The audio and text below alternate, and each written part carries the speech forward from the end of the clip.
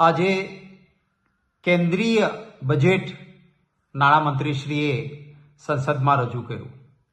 એક ગુજરાતી તરીકે મને પણ અપેક્ષા હતી ને તમામ ગુજરાતીઓને અપેક્ષા હતી કે જ્યારે મોસાળ લગ્ન અને મા પીરસણે છે ત્યારે આપણા ગુજરાત માટેની કંઈક ખાસ વ્યવસ્થાઓ, ખાસ મદદ એ જરૂર રહેશે.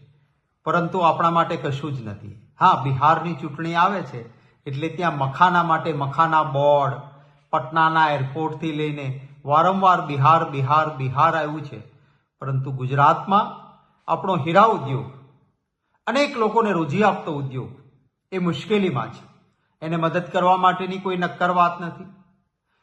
ટેક્સટાઇલ ઉદ્યોગ પણ આપણો, જેના ઉપર અનેક લોકો સુરતમાં નિભાય છે. નાયલોન યાર્ન મોંઘું થાય એવી પરિસ્થિતિ છે. આના વિશે કોઈ વાત તો કોઈ વાત નથી. એશિયાનું સૌથી મોટું શિપ બ્રેકિંગ યાર્ડ આપણા અલંગમાં, એના માટેની કોઈ સ્પેસિફિક વાત નથી.